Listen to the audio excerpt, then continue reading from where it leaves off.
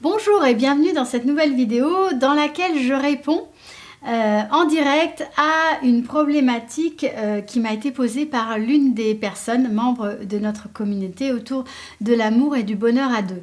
Alors bonjour à toutes, bonjour à tous, je suis Myriam Bidot, coach et thérapeute de couple depuis 2009. J'exerce à mon cabinet près de Lyon et également à distance à travers mes accompagnements et mes programmes de coaching. Alors avant toute chose, on va parler aujourd'hui des rencontres sur internet et je vais vous lire la lettre d'une des personnes qui me sollicite pour des conseils. Alors, avant toute chose, je vous invite à mettre un pouce bleu juste en dessous de la vidéo pour me signifier que vous appréciez cette thématique et ce format de vidéo, et également à vous abonner à la chaîne pour pouvoir recevoir directement dans votre boîte mail mes nouvelles vidéos. J'en programme 2 chaque semaine. Alors, cette personne qui signe anonyme me dit « Je suis traumatisée des rencontres Internet ». Alors, elle me met « Chère Myriam, dans mon expérience passée de rencontres sur Internet, j'ai eu de nombreuses déceptions. Des personnes déjà mariées, des photos, même si une photo figée ne présente pas la réalité, le caractère ou l'humeur de la personne, des photos ou des profils qui ne correspondaient absolument pas. Donc c'est vrai que j'aurais dû sortir plus vite du virtuel. À l'époque, cela m'aurait évité beaucoup de faux espoirs. Je dois reconnaître qu'à l'époque, je ressentais le besoin absolu de ne pas rester seule, par peur du regard des autres et le manque de confiance en ma capacité à vivre seule. J'ai échangé très longtemps au téléphone avec une personne toujours sur la route dans son camion.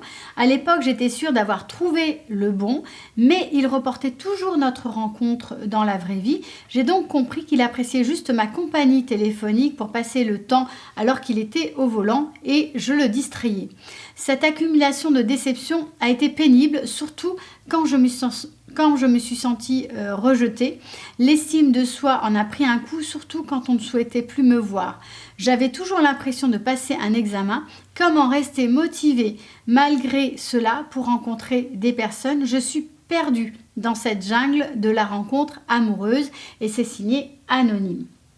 Alors, cher anonyme, ce que vous partagez avec moi, c'est véritablement une difficulté que rencontrent bon nombre de personnes parce qu'en réalité, les sites de rencontres sont un outil et c'est un outil qu'il faut apprendre à utiliser, à maîtriser pour ne pas accumuler les déceptions. Parce qu'en réalité, oui, il va falloir faire un certain nombre de rencontres pour rencontrer la bonne personne ou faire de belles rencontres. Mais non, ce n'est pas positif que d'accumuler des rencontres qui sont toujours des déceptions parce que vous allez entamer votre confiance en vous et votre estime de vous. Donc la première chose à faire déjà, c'est de comprendre comment fonctionnent les sites de rencontres et de vraiment les utiliser comme un simple outil de mise en relation entre deux personnes et de très vite passer à la vie réelle pour éviter toutes ces déceptions où en fait vous avez construit du lien, construit de la relation, mais sans véritablement rencontrer l'autre personne puisque vous étiez l'un et l'autre plutôt dans vos têtes et sur vos projections que dans une rencontre réelle. Donc ça, c'est la première chose à faire. Deuxième point, c'est la question de l'estime de vous et de la confiance en vous. Ici, vous êtes en train d'aborder l'univers de la rencontre amoureuse qui demande une certaine vulnérabilité, qui vous demande de vous exposer d'une certaine façon, mais avec une estime de vous qui est particulièrement chancelante et avec pas mal de bagages que vous avez accumulés tout au long du chemin. Et donc, ce que je vous invite à faire véritablement, c'est à travailler sur vous et à vous faire accompagner pour que vous puissiez à la fois comprendre qui vous êtes dans la relation avec l'autre, mieux connaître vos émotions et utiliser vos émotions au service du lien et de la construction du lien dans la rencontre amoureuse et ensuite dans la construction d'une relation sur la durée.